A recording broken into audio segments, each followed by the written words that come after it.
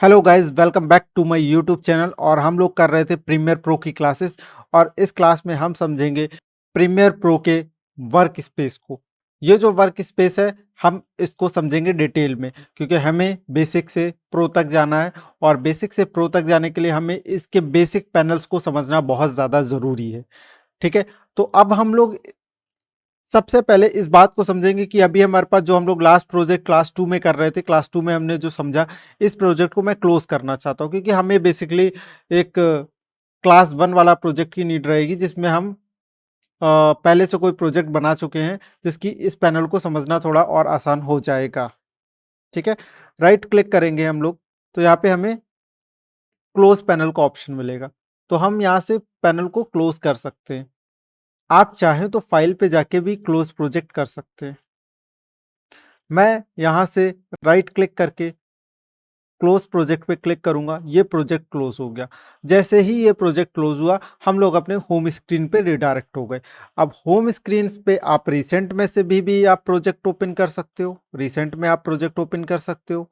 आप चाहे तो फाइल में जाके किसी डायरेक्टरी में जाके अपनी हार्ड डिस्क या ड्राइव में जाके भी वो प्रोजेक्ट जो ओपन करना चाहते हो वो ओपन कर सकते हो। तो मैं सिंपली यहाँ पे क्लास 1 वाला प्रोजेक्ट ओपन कर रहा हूँ रिसेंट से। ठीक है, हमारा क्लास 1 प्रोजेक्ट ओपन हो चुका है। और अगर आपने ये वाला प्रोजेक्ट क्लास नहीं देखी है, तो आप आई बटन पे क्लिक करके उस वाली क्लास को देख लो पहले। आपको बहुत ज़्यादा आसान हो जाएगा आगे की क्लासेस। सबसे पहले हम लोगों ने देखा कि हमारे पास ऊपर ये है मेन्यू बार। ठीक है, इसमें मेन्यूज हैं। विंडो में जाओगे आप तो आपको वर्क स्पेसेस दिखेंगे, डिफरेंट डिफरेंट वर्क स्पेस है। हम लोग एडिटिंग वाले वर्क स्पेस पे काम कर रहे हैं। अगर आप देखोगे, हर एक वर्क स्पेस के सामने एक उसका शॉर्टकट लिखा हुआ है। आपको यहाँ पे शॉर्टकट्स दिख जाएंगे। ये देखिए, आप किसी भी मेन्यू में जाएंगे आपको शॉर्टकट्स दिख जाएंगे। उन शॉर्टकट्स को भी आप यूज कर सकते हो काम करते वक्त अपने। ठीक है, दूसरा आ गया आपका इंपोर्ट एक्सपोर्ट। इसके बारे में हम लोगों ने पहले भी डिस्कशन किया है। और यहाँ पर भी आपको दिखता है वर्क स्पेस का ऑप्शन। आप वर्क स्पेस यहाँ से भी सेलेक्ट कर सकते हो। अगर आप चाहते हो वर्क स्पेस का पैनल यहाँ पे आ जाए, तो आप show work space level level पे आप क्लिक करोगे तो आपको कौन से वर्क स्पेस पे है ये यहाँ पे मेंशन हुआ दिखाई देगा। इसका लेवल मतलब एडिटिंग पे अभी हम लोग काम कर रहे हैं। अगर हम चाहते हैं यहाँ पे सारे पैनल्स दिखने लगे वर्क स्पेस के, तो हम यहाँ पे क्लिक करेंगे, सिंपली लेफ्ट क्लिक, और यहाँ पे है शो वर्क स्पेस टैब्स। तो हमें वो टैब्स दिख जाएंगे। तो अब हम सिंपली टैब्स पे क्लिक करके स्विच कर सकते हैं अपने वर्क स्पेसेस को। ये देखिए, आप जिसके अकॉर्डिंग भी काम कर रहे हो आप इसको ऐसे ड्रैग करके कम या ज़्यादा कर सकते हो। फिलहाल हम एडिटिंग पे काम कर रहे थे, एडिटिंग वर्क स्पेस पे हम लोगों ने काम करना स्टार्ट किया था। तो हम एडिटिंग को समझते हैं सबसे पहले, बाकी वर्क स्पेसेस आपको धीरे धीरे समझ में आने लगेंगे। आपको कैसे वर्क स्पेसेस को अरेंज करना, इस क्लास का मोटिव ही यही है कि आप वर्क स्पेसेस को अच्छे से समझ पाओ। तो अगर आप जाओगे, यहाँ लेफ्ट साइड में बॉटम में एक पैनल है। इस पैनल में आप देखोगे बहुत सारे टैब्स हैं, ये टैब्स। ठीक है, मेरे पास और भी टैब्स। जब हमारे पास यहाँ पर बहुत ज्यादा टैब्स हो जाते हैं, तो हमें एक ये जो एरो है राइट साइड में ऊपर टॉप की तरफ डबल एरो, इस पे क्लिक करूंगा तो यहाँ पे मुझे सारे वो पैनल्स दिखते हैं जो इस समय यहाँ पर अवेलेबल है। ठीक है, मैं पैनल्स की पोजीशन भी चेंज कर सकता हूँ। जैसे ये लास्ट में, इसको मैं सबसे पहले करना चाहता हूँ, तो सिंपली लेफ्ट क्लिक करूंगा और ड्रैग करके मैं जहां पे भी लाना चाहूँ मैं यहाँ पे रख सकता हूँ। यहाँ पे मैंने लाके इस पैनल को रख दिया है। अब अगर मैं चाहता हूं इस पैनल को मैं अनडॉक करना, अनडॉक किस लिए काम आएगा, जैसे कि आपके पास मल्टीपल स्क्रीन हैं भाई। अब मल्टीपल स्क्रीन है तो आप कुछ पैनल्स दूसरी स्क्रीन पे भी ले जाके रख सकते हो। तो इसको अनडॉक कर दो आप। ठीक है, ये पैनल अलग हो गया पूरा। अब मैं इसको दूसरी स्क्रीन पे शिफ्ट कर सकता हूं। अगर आप चाहते हो कि ये दोबारा डॉक हो जाए, तो सिंपली हमें इस पे लेफ्ट क्लिक करना है और जहां पे भी इसे डॉक करना है उस जगह पे ले जाके रख देना। अगर आप देखोगे यहाँ पे एक एरिया जो है ना, जैसे ये ब्लू ब्लू सा एरिया, ये ज्यादा डार्क आ रहा है और बाकी सब लाइट है। जो ये डार्क है, अगर मैं यहाँ पे लाके इस पैनल को छोड़ देता हूँ अपना क्लिक छोड़ देता हूँ, ये यहीं पर अटैच हो जाएगा। अगर मैं ऊपर की तरफ छोड़ूंगा, जिस साइड में छोड़ूंगा ये वहीं पे अटैच हो जाएगा। जैसे यहाँ पे छोड़ा, यहाँ पे अटैच हो गया।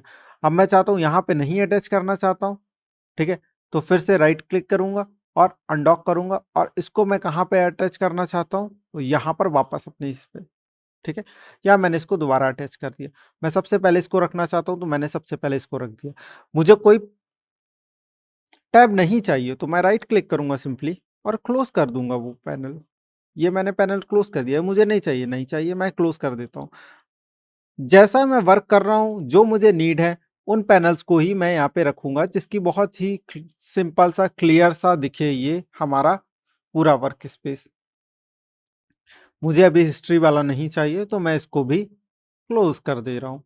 अगर मुझे कोई पैनल यहाँ पे वापस लाना है, वापस ओपन करना है, तो विंडो में जाके, जैसे मैं एक एग्जांपल के तौर पे मीडिया ब्राउज का मुझे वापस चाहिए, तो मैं इस पे क्लिक करूंगा और इसका शॉर्टकट भी आपको यहाँ पे दिखाई देगा।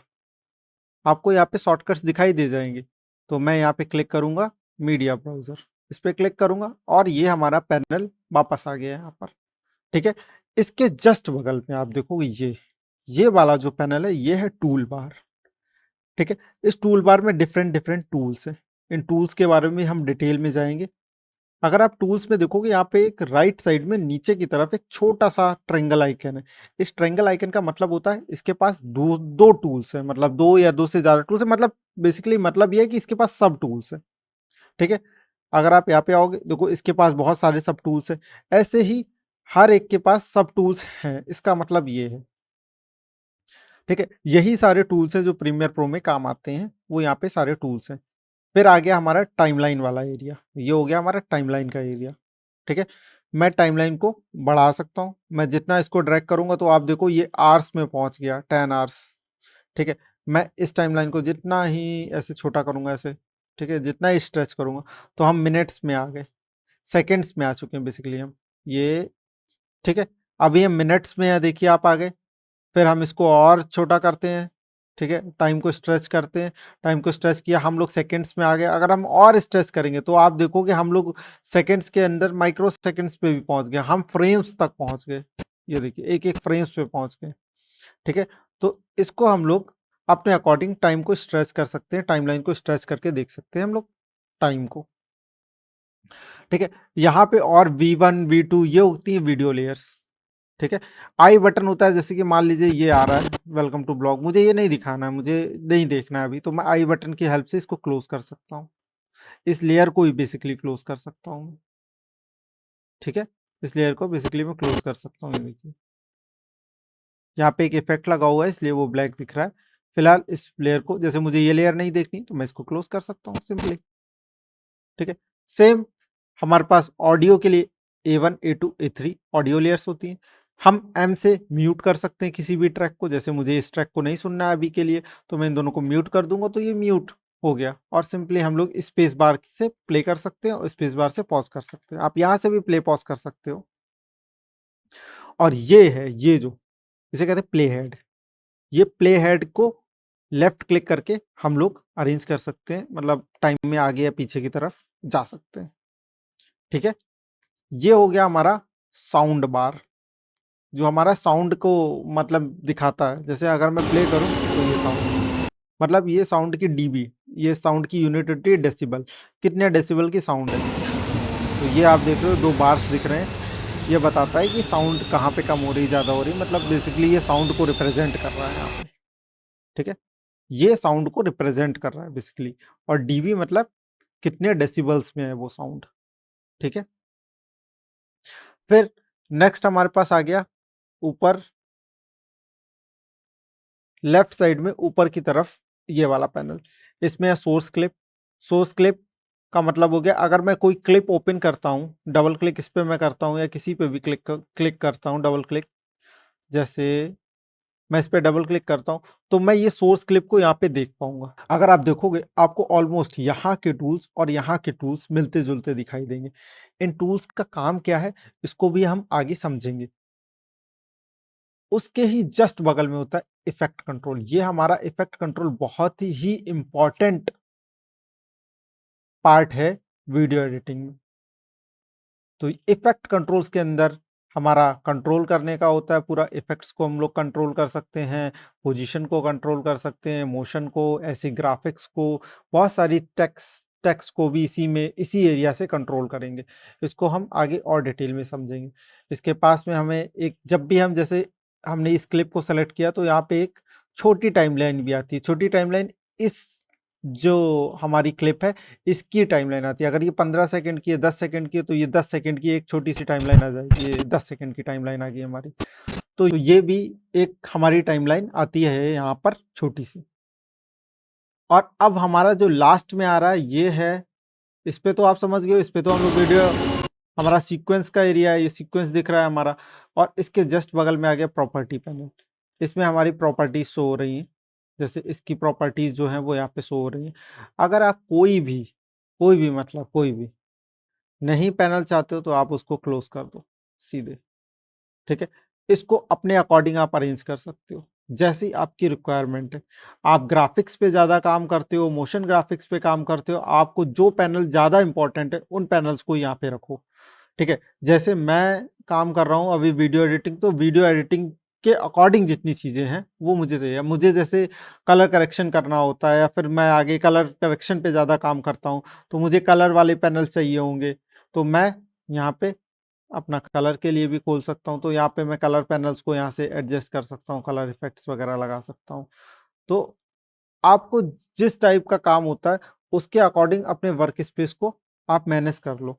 आप विंडोज में जाके फिर जैसे अब मैंने ये वर्क स्पेस बनाया, आप इस वर्क स्पेस को सेव भी कर सकते हो। जैसे मैं सेव कर देता हूँ इस वर्क स्पेस को, माई स्पेस, ठीक है। तो ये वर्क स्पेस मैंने सेव कर लिया, तो मैं जब चाहे इस वर्क स्पेस को ओपन कर सकता हूँ, अपने अकॉर्डिंग काम कर सकता हूँ। तो जैसी आपकी रिक्वायरमेंट है उसके अकॉर्डिंग आप वर्क स्पेस को मैनेज करो और उस वर्क स्पेस को सेव भी कर सकते हो। अब जैसे मैं एडिटिंग वाले पे वापस आता हूँ तो एडिटिंग पे मैं वापस आ गया और जो वर्क स्पेस मैंने सेव किया था, जैसे माई वर्क स्पेस है, तो मैं इस पे क्लिक करूंगा तो इसके अकॉर्डिंग ही आ गया। अगर मैं एडिटिंग के अकॉर्डिंग जाता हूँ तो मैं एडिटिंग के अकॉर्डिंग जा सकता हूँ, कलर के अकॉर्डिंग, जिसके भी अकॉर्डिंग जाना चाहता हूँ। अगर मैं जाता हूँ अपने एडिटिंग वाले पे, एडिटिंग, ठीक है। तो एडिटिंग वाला अभी मेरा माई स्पेस की तरह हो चुका है, तो मैं एडिटिंग वाले को रीसेट कर सकता हूँ। वर्क स्पेस पे गया, वर्क स्पेसेस और वर्क स्पेसेस में रीसेट लेआउट कर दिया, तो ये वाला लेआउट हमारा दोबारा रीसेट हो गया। ऐसे मैं वर्क स्पेस अपना कस्टम वर्क स्पेस बना के सेव कर सकता हूँ उसमें, ठीक है। तो आई होप इस क्लास को ख़त्म करते करते आपको वर्क स्पेसेस के बारे में अच्छे से समझ में आ गया होगा और आगे हम और क्लास 4th में और अच्छे से वीडियो एडिटिंग की स्टार्टिंग कर रहे हैं, तो आपको बेसिक एकदम क्लियर होता जा रहा है। तो ऐसे ही बने रहिए वीडियोस में, ठीक है। अगर मुझसे कुछ मिस हो जाता है, अगर आपको कुछ और अच्छी नॉलेज है इससे, तो आप वो मुझे कमेंट में शेयर कर दो। अगर कोई वीडियोस में आपको कुछ गलती लग रही है तो आप प्लीज़ कमेंट में बताओ, जिसकी वीडियोस की क्वालिटी इम्प्रूव हो पाए और हम लोग अपनी स्किल्स को फ्री में, जो परचेज नहीं कर सकते, उन तक ये स्किल्स पहुंचा सके।